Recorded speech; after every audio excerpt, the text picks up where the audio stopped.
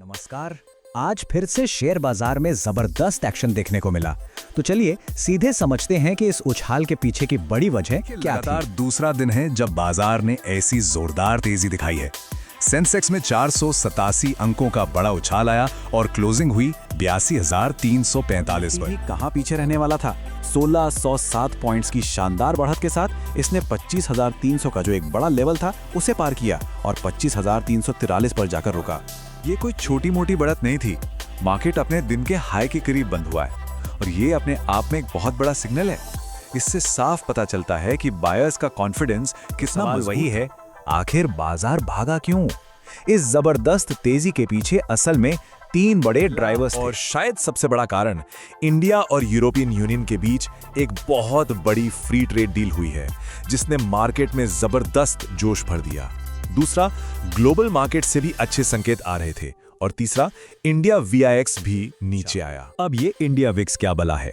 इसे आप मार्केट का फियर गेज या डर का मीटर समझ सकते हैं। इसमें आज 2% की गिरावट आई, जिसका सीधा सा मतलब ये है कि इन्वेस्टर्स का डर कम हो रहा है और कॉन्फिडेंस बढ़ रहा है। अब बात करते हैं आज के बड़े विनर्स की। वो कौन से स्टॉक्स थे जो आज आसमान छू रहे आज थे? का स्टार स्टॉक था भारत इलेक्ट्रॉनिक्स लिमिटेड यानी BEL।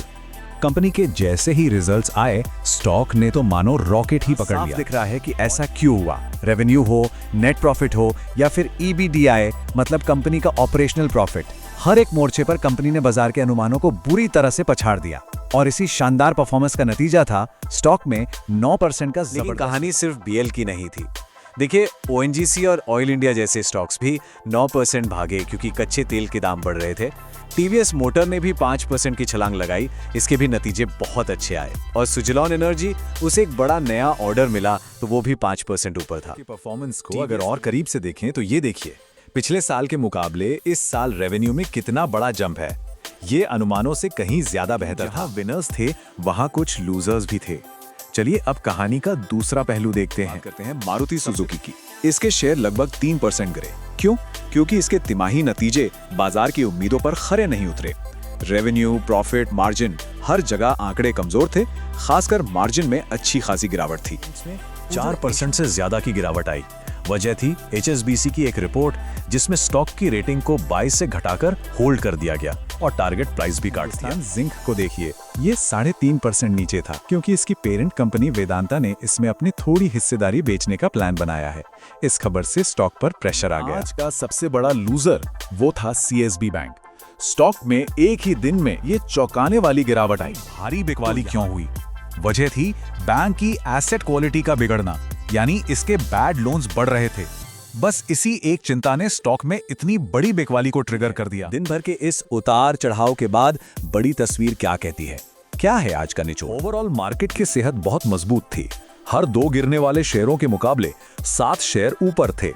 इससे पता चलता है कि खरीदारी कुछ गिने चुने स्टॉक्स में नहीं बल्कि पूरे बाजार में फैली। आज के दिन के बड़े टेक अवे क्या है? पहली बात, मिड कैप स्टॉक्स ने सबसे ज्यादा आउट परफॉर्म किया।